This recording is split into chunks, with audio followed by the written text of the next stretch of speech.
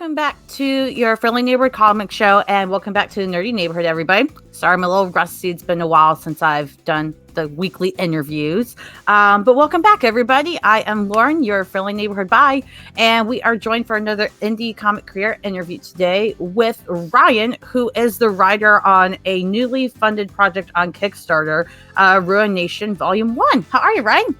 Excellent. Thanks for having me. Yeah, absolutely. I like your house or wherever you are. Like if that's the downstairs or the basement, I can tell like you got some nice art back there and stuff. It's a nice layout. Thank you. This is our basement like game room area. Oh, that's such a nice basement. And I have a nice basement down here, but like I'm jealous of that one. Thank you. Well, thanks for coming on the show. I know, again, the Kickstarter has already funded, but those of you guys watching, don't worry. There is a way you can get your copy of this, even though the Kickstarter is already funded. So stick around because you're going to want to hear about this. We have a lot of fantasy fans that watch the channel here. A lot of people have come on the show to get their fantasy projects funded and have. So I'm extra excited to talk about this because I'm not the biggest high fantasy reader. It goes over my head after a certain point. But Ruination really resonated with me, reading the preview you sent me and checking out the Kickstarter and all that. Because this one in particular kind of reminds me of like Avatar: The Last Airbender and Legend of Korra, and even a very more kid-friendly saga almost. So where did Ruination come from for you, since you're the writer? This is one of those kind of like stereotypical projects that like everyone says like, oh, I've been writing it since I was 13.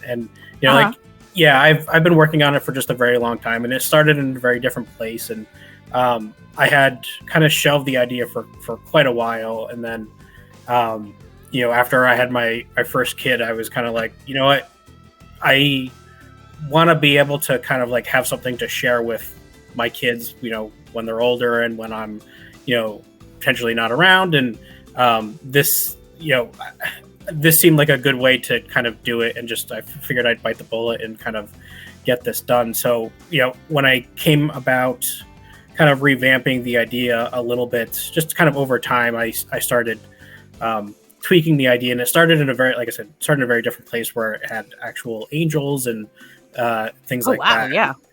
So hence where the fallen terminology came from. But started wanting to bring it to a much more grounded, realistic place, keeping it as a fantasy story.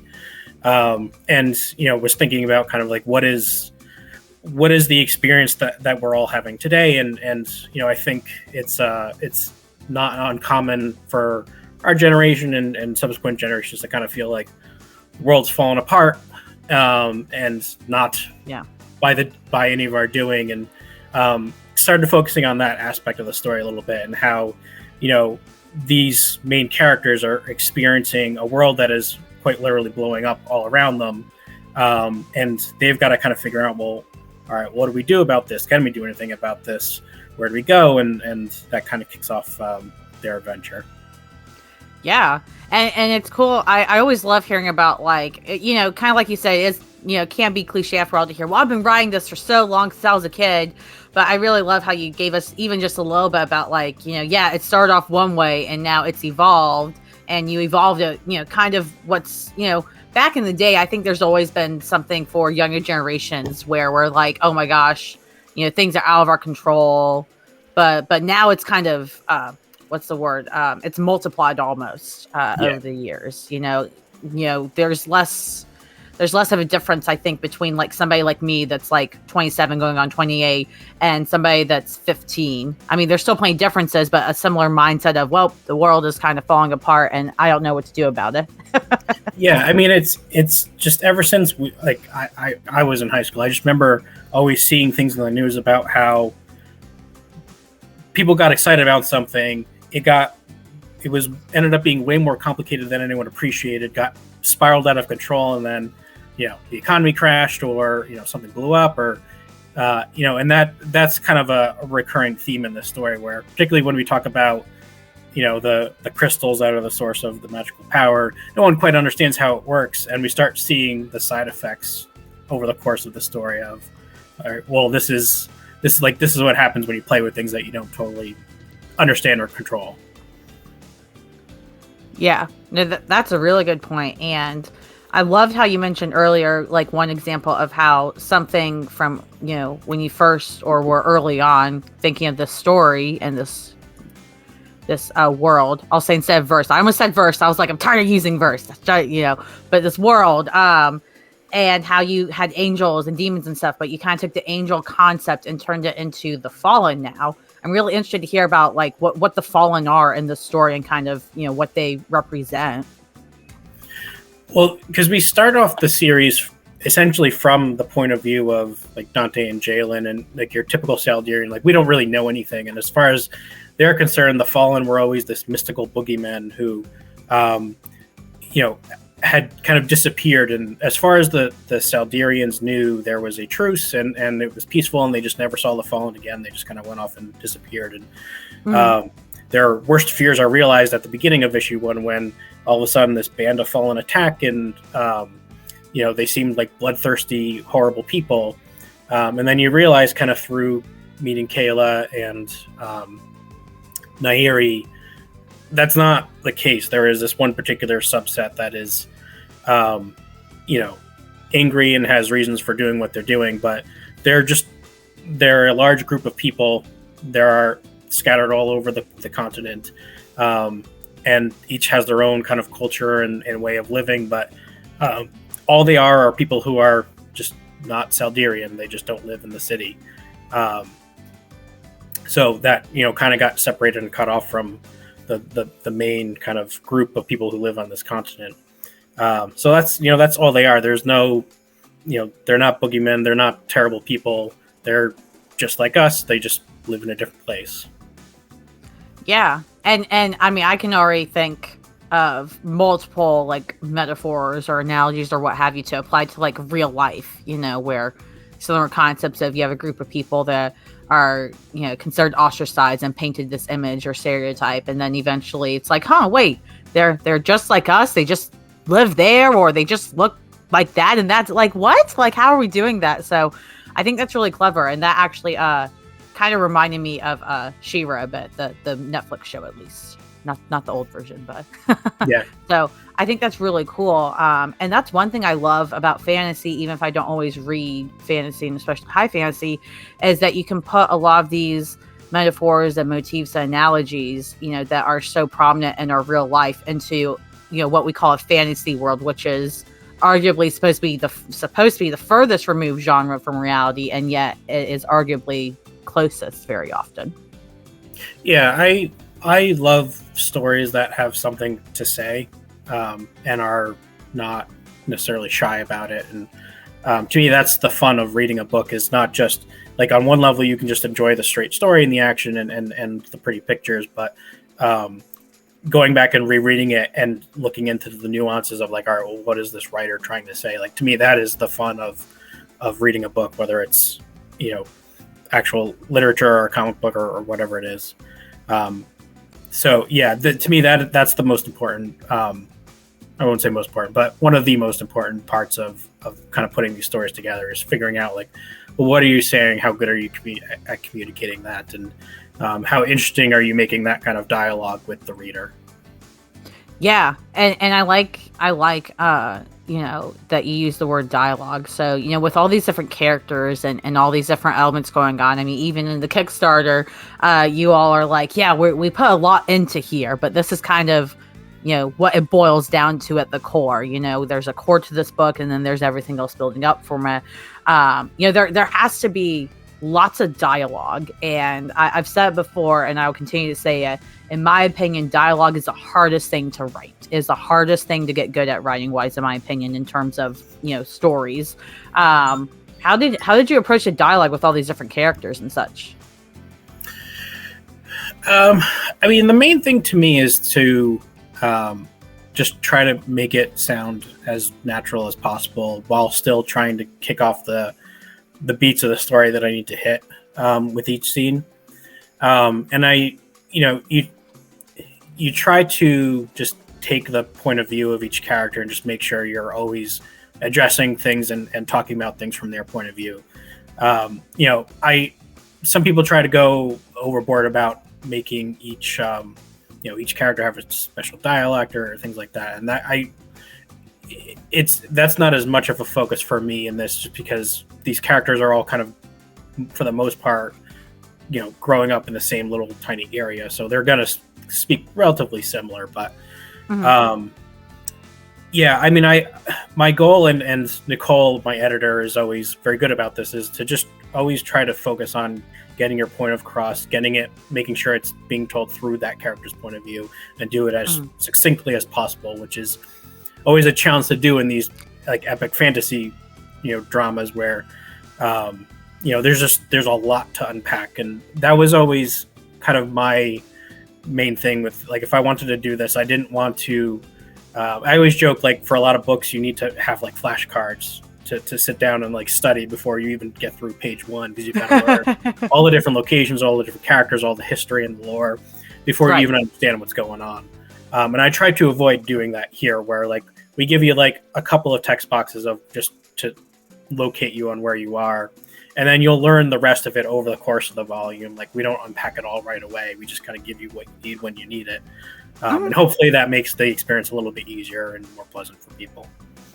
Yeah, and honestly, it really does, especially for readers like me or otherwise, where, there's some people, like, there's a very specific audience that really does like the epic fantasy stuff, that wants every single detail possible, that is, they've read Lord of the Rings, all those books back and forth, and they watch all the extended cuts, they know every little bit of it, which is great.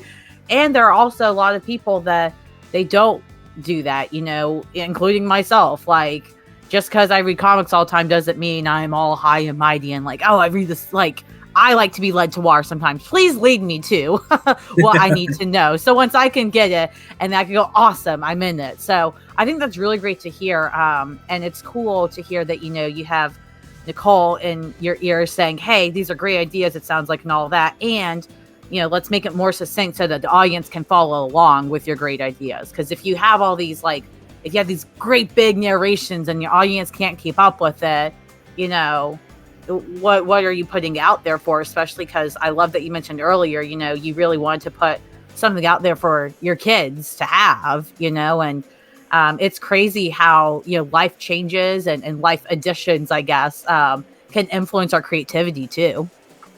Yeah. And I also just, I recognize that, we're all reading, like 10 different series every week. And I, being a father, have limited brain capacity to remember a lot of things, especially when there's like months in between issues. So like that also played a role in me wanting to, keep this as, you can't keep it simple because it is a pretty big story, but keeping it as simple as possible. Like, you can't expect everyone to remember like every single character's name. And I am a writer who likes to do like plant little seeds and call things back later.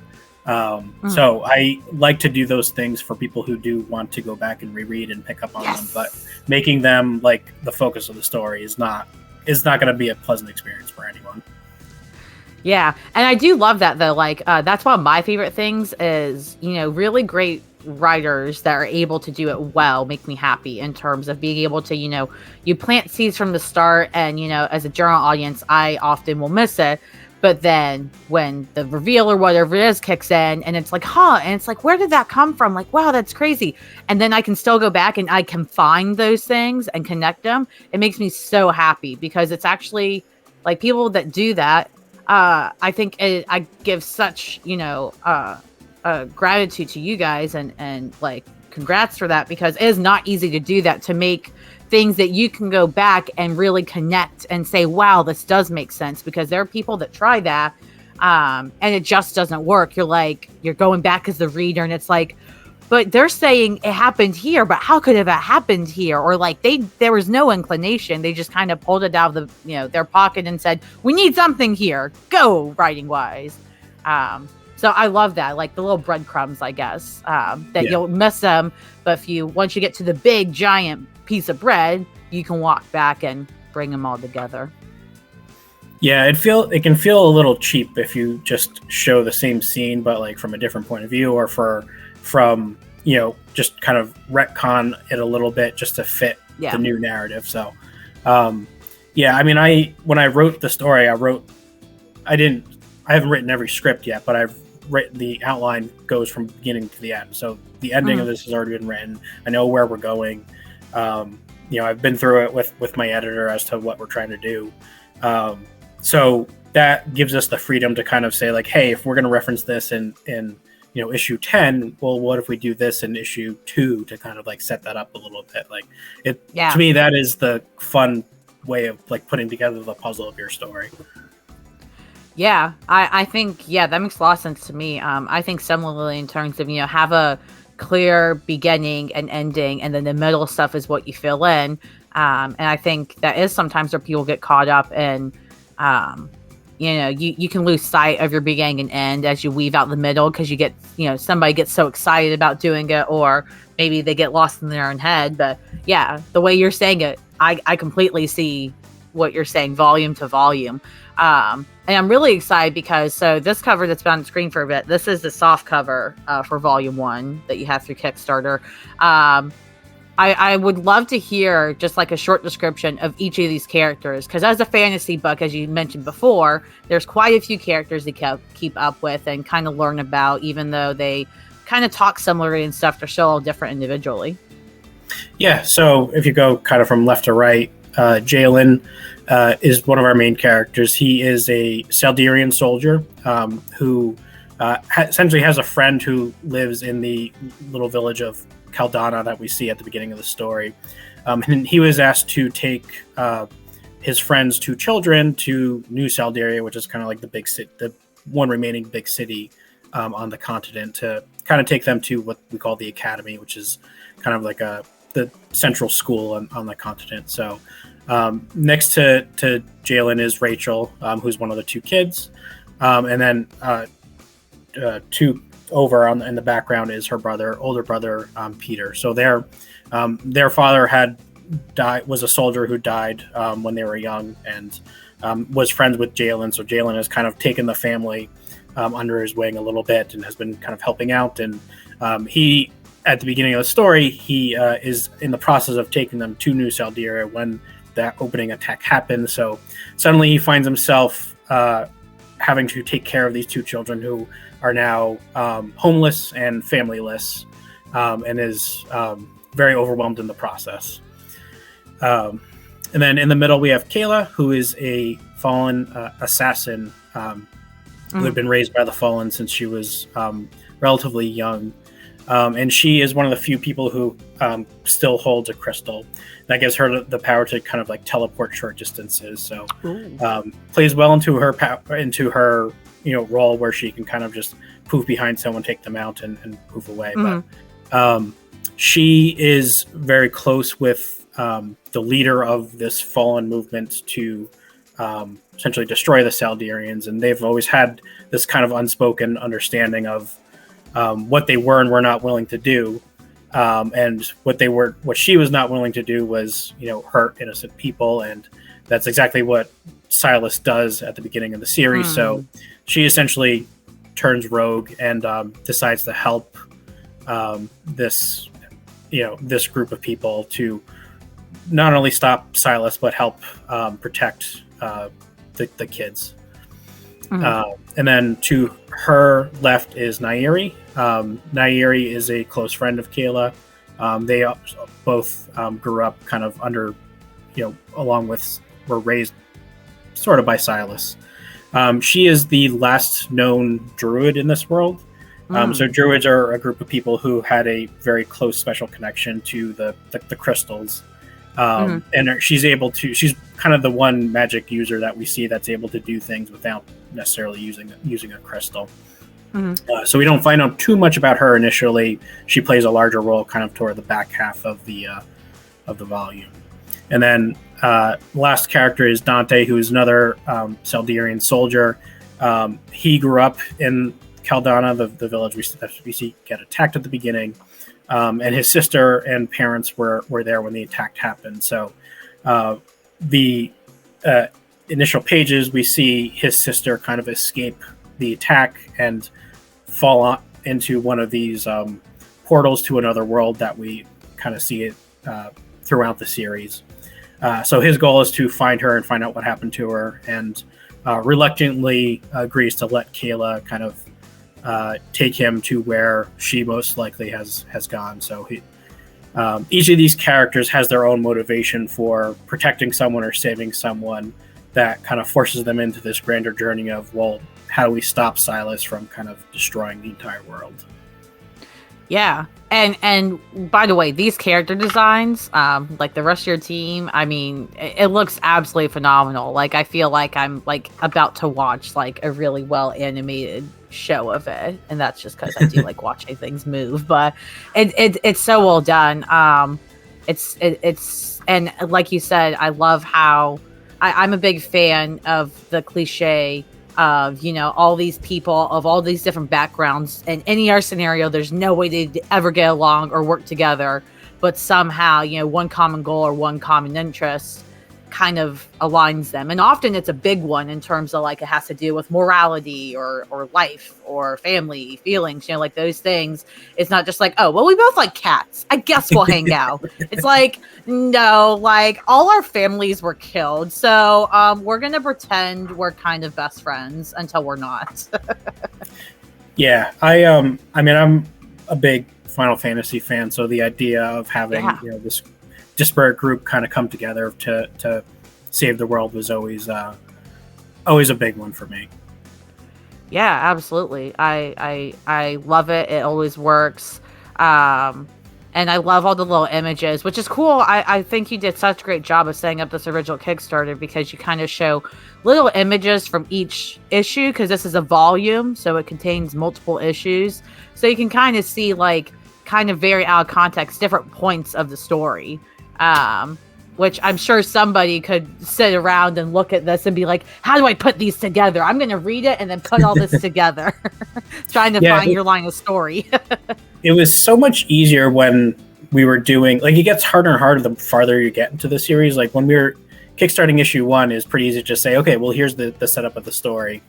But the further you get, you're then marketing to both people who are new to the series and people who already are halfway into the series. Yeah. So it gets harder and harder to kind of pick and choose like what information you want to put in there. But yeah, and it's fun. And the good thing about this being was our I think our 5th Kickstarter is there's just a lot to choose from and a lot to kind of pick from. So getting to kind of pick you know, our favorite bits to kind of show off is awesome as compared to back when we were just doing our first issue, and you know, we had to worry so much about like, all right, well, what are we spoiling? Like, we can only I only want to use the first like couple of pages. And yeah, and like you said, now, like, you know, with multiple volumes, especially if you take the text out of a panel and you just throw it out there, it could technically be a spoiler, but unless, you know, somebody's already read all of them, or, you know, like the biggest, you know, they're inside your brain or something crazy, like you still can't put it together. You're like, oh, that looks like this, but also, how does this make sense? So it can help build that excitement, I think, which is hopefully, and I think what led to your Kickstarter being so successfully funded on top of everything else. So I'm super excited for you about that. And you do have a short story that is also included in this volume. And I am so excited about this one in particular because it's a 13-page short about Apollo, who is a dire wolf. And we get to see him as a young pup, which is so cute. Adorable. Yeah, I was... there's all these like little offshoot stories that I always want to do, and we wanted to do something that hadn't been in the previous 7 issues that we released. So just to give people an incentive, if they already have this floppies and they still want to buy the collection, like, here's something new for you to read. So 100% we wanted to set, you know, the dynamic between all the characters changes from volume 1 to volume 2. So this kind of sets up where Apollo is and where he's coming from a little bit, because we see that he follows Nairi around, and we don't know too much about their relationship and where they came from, you know, in the main story. So this gives you that background. It tells you exactly like what is going through Apollo's mind at this moment. And I mean, I personally, it's one of the favorite things that I've written, and we got to work with a fantastic line artist, Hunter Banyan, who does a lot of the Critical Role books. I mean, she knocked it out of the park line wise, and Katie is always fantastic on the colors. So it was just a wonderful little piece to work on. Yes, and who can say no to a badass and also a very cute wolf? You can't say no to animals, guys. It's just not possible. I know. Is my opinion. Every story is better served with an animal companion of some kind. Yes, I think so. I mean, it is interesting. Like it's something I think that people have talked about. I haven't seen any study on it done, but I'm also not really hooked to academics anymore or academia. But like, it's totally a thing. Like, it's like that's why Disney movies started doing it, and Pixar and all these animated films. Like, you have to put some kind of cute animalistic companion that makes us happy in the brain. Because we get tired of ourselves as humans. It's like, this isn't cute, but like, if I watch like Godzilla versus Kong, I don't want to see humans in that film other than they're getting demolished. I want to see the monsters. Yeah, I mean, if you want to put stakes in, like, really, I don't care that much if the adults die. Like, they'll come and they'll go, whatever. The kids and the animals, they absolutely have to survive, or else I'm not finishing the story. Yup. And yeah, the especially the fantasy books that challenge those things. Like, I remember when Game of Thrones, that show, which I watched like maybe 3 episodes and then stopped. But when it first came out, or around the time season 1 or 2 was out, I watched the first 3 episodes with a friend, and I stopped after the episode where they killed the wolf. I said, I can't do it. Like, I was trying to put up with like all these other terrible things, the beheadings and 3 other things at least I won't say, but now you killed the wolf. I can't do it. Yeah, honestly, it's funny if you go back and look at my Facebook feed from those days. Like, that is the one thing that I keep commenting on, was they keep, like, I get like there was a reason why they did what they did with the initial like batch of direwolves, but then I thought we were going to get like more awesome action from them at the end, and we didn't. And it was so disappointing. I wanted one badass direwolf scene, and I don't know if they just started getting stingy with funds, or they didn't feel like doing the CGI, but they just kind of like stopped working with them at one point, and they were just a background character kind of. And it's like, yeah. And at that point, like, even though I didn't continue watching the show, I can kind of understand what you're saying in terms of like, you go through all this trauma as a fan of these characters, these wolves, and you have to watch them go through all this pain, so you're going through the trauma with them as a watcher, viewer. So you're like, okay, but wait, maybe this will be worth it. We're gonna get a badass scene, it's gonna pay off, and then you don't ever get it. So it's like, the nice thing about TV and film is that they're not real life. And so as viewer, you can still hope that the writers are going to do some justice and give you something as a fan like that. But then you don't get it, and you're like, so this trauma was for nothing. Great. Yeah, and it's one of the things that I struggle with a lot of books, especially today, that go the like, everyone's got to be a gray character, and we need to show how edgy they are, and how like, that's fine, and I love that when it's well done. But like Game of Thrones specifically, I have not read the books. The show is very well done. It is a fantastic show, and the actors and everyone did awesome work. But like, the story itself, I struggle with, because one of the main conceits of it is that the world is gray, and you could be an amazing person and you will still get punished, and like, terrible things happen to good people, and that's maybe true to some extent, but like, that is not how I want to live my life. Like, if we're going to be good people, I want to believe that good things will happen in the end, and that good wins out in the end.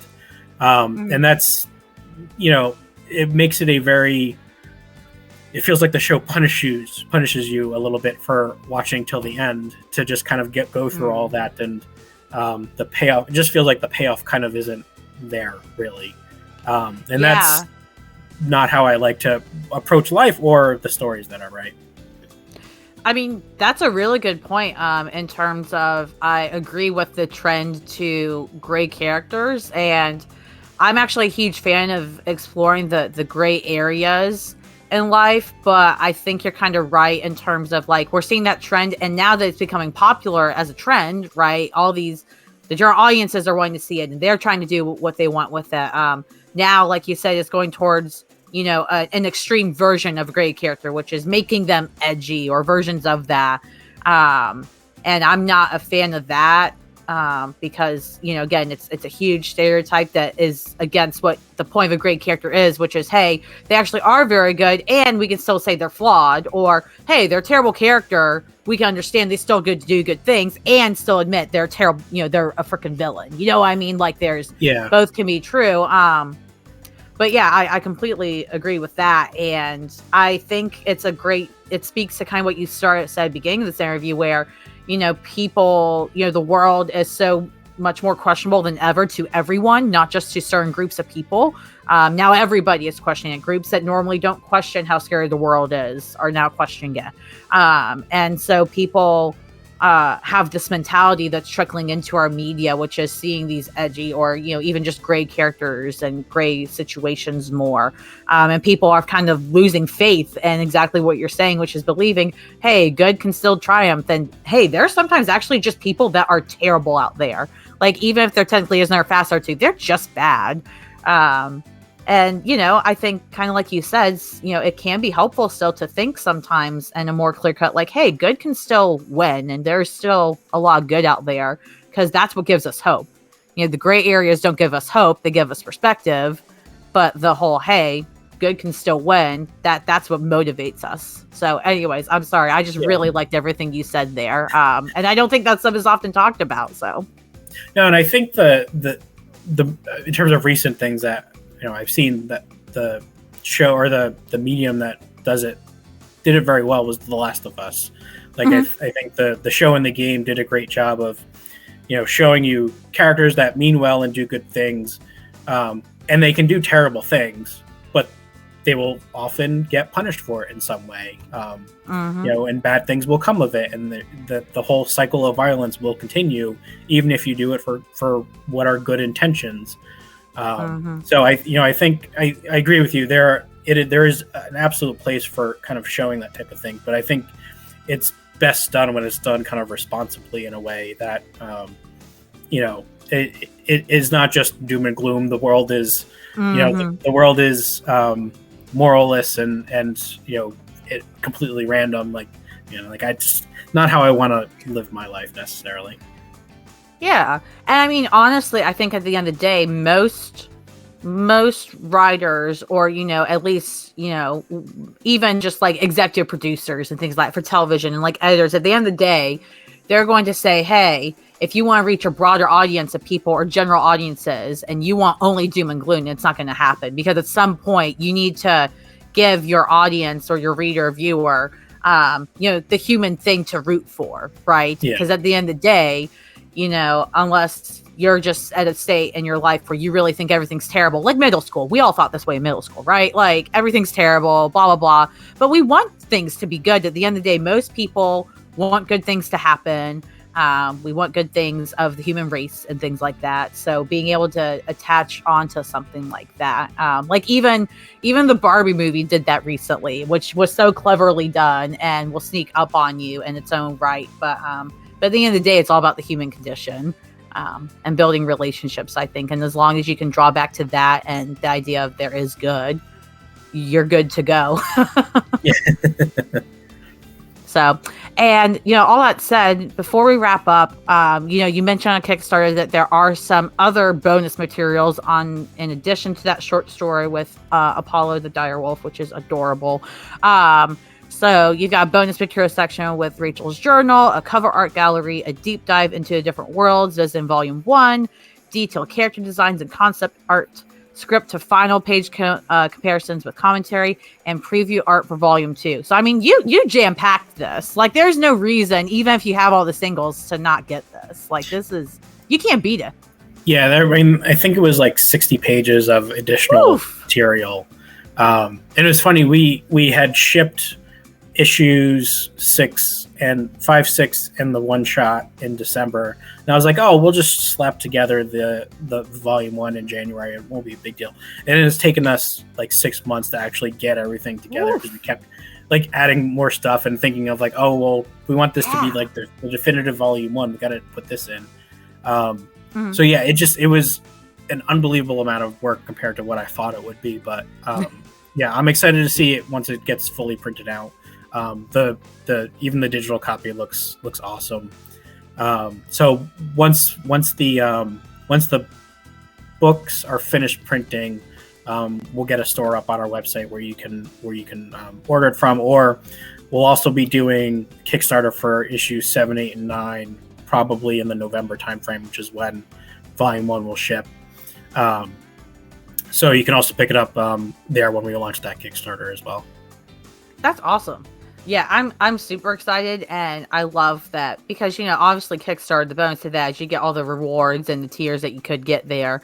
But this way, even if somebody didn't know about the Kickstarter time, all that, no worries. You can still get this, complete volume with all these bonus features. And I absolutely love that. Like, that's honestly a great problem to have with Kickstarter is, oh my gosh, we want to put more content in here for the fans. We want to give them more. So, like, if that takes longer, and I know that's happening as a fan, that does not hurt my feelings. I'm like, please take all the time. Please give me more. Yeah, it's funny.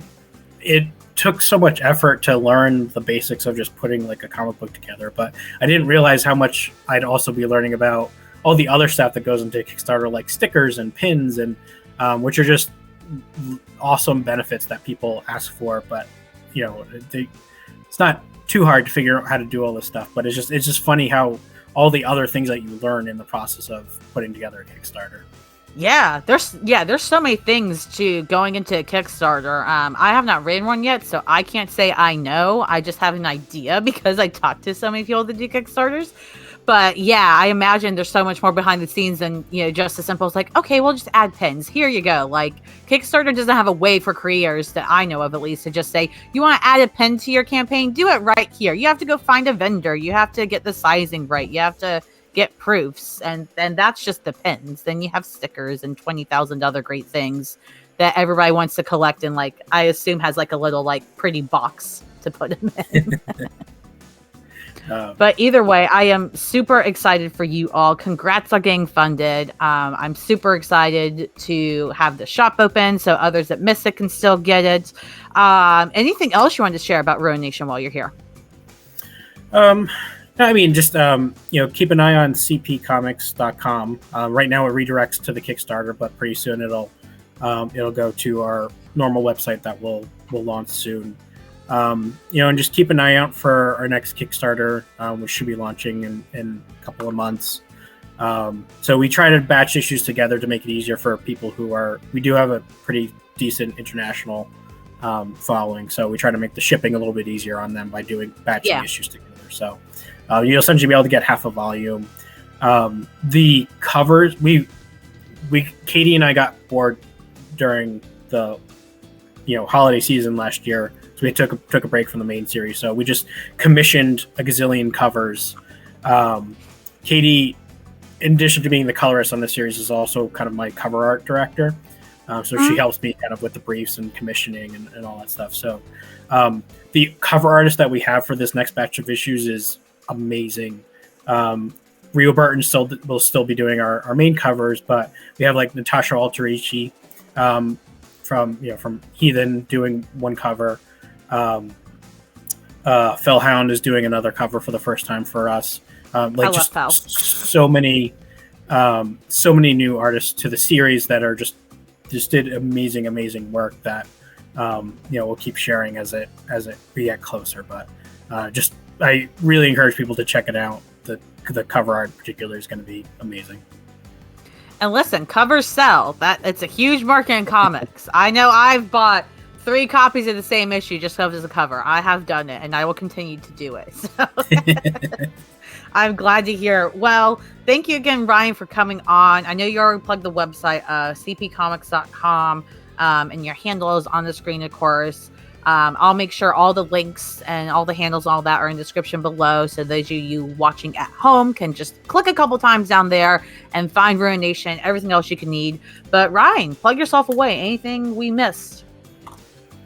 No, I guess the only other thing I'll mention, we do have another series that will be continuing pretty soon, Curiosities from Another World. It is set in the same kind of universe as Ruination.